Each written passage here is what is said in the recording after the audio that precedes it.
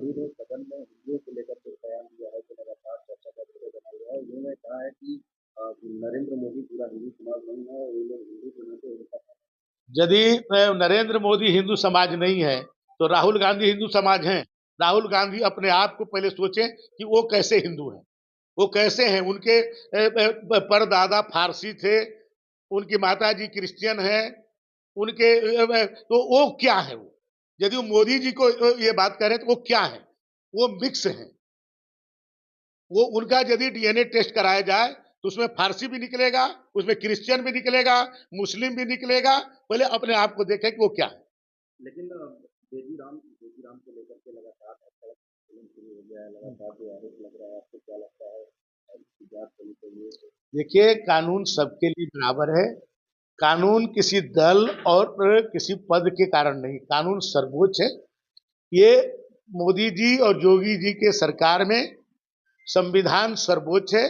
संविधान के दायरे में जो भी आएगा, चाहे वो कितने भी ताकतवर क्यों न हो, कानून अपना काम करेगी। ये सपा और बसपा के कानून नहीं है कि उस समय जो कानून के रक्षक को ही घसीटा जाता था। लखनऊ के राजधानी में पुलिस उपाधीक्षक जैसे अधिकारी को समाजवादी पार्टी के गुंडे घसीटते थे। आज वही पुलिस है कि आज एक पुलिस के सिपाही को आप केवल गिरबान पकड़िए, उनका कलेजा निकाल दे। मंत्री जी, एक आखिरी सवाल। अयोध्या और काशी का जिक्र लगातार सदन में किया जा रहा है। अखिलेश यादव हो चाहे राहुल गांधी हो, जिस तरीके से बीजेपी अयोध्या में हारी, उसको लेकर के लगातार सदन में जो प्रहार किया जा रहा है। ये सही है कि हम अयोध्या में हारे। अयोध्या में हम इसलिए हारे कि राष्ट्रवाद कमजोर पड़ गया और जातिवाद मजबूत हो गया।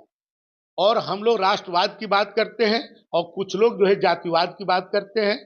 बस इतनी ही अंतर है और कोई अंतर नहीं।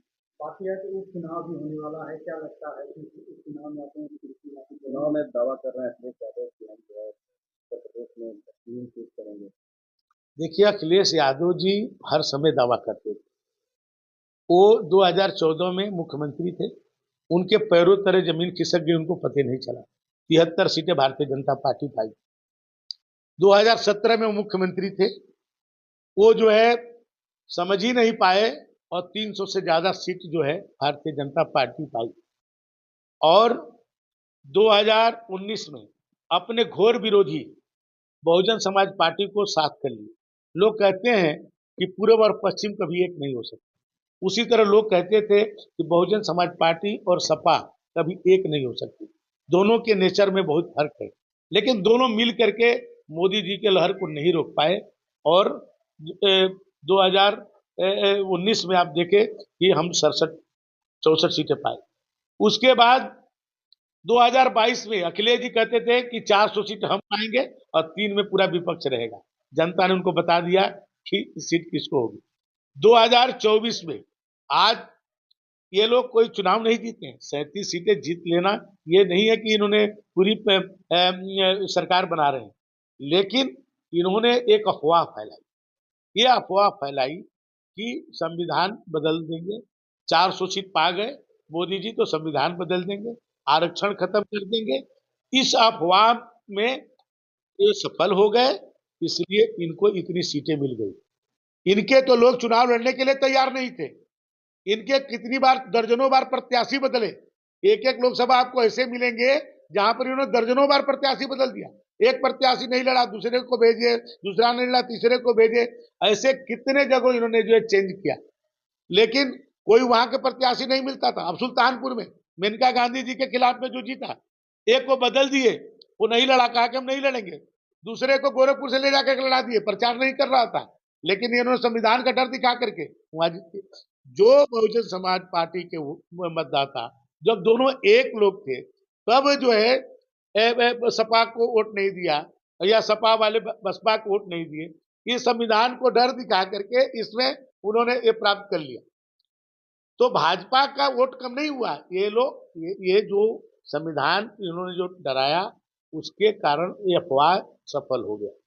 तो इसलिए मैं ये वो न समझें, उपचुनाव में पता चल जाएगा कि उनकी हैसियत क्या है। लेकिन ये एक आखिरी सवाल। अब सभापति को राहुल गांधी ने आज एक पत्र लिखा है, उसमें कहा है कि हमारे सीट को जो है हटाया जा रहा है, काट काट पीट के दिखाया जा रहा है।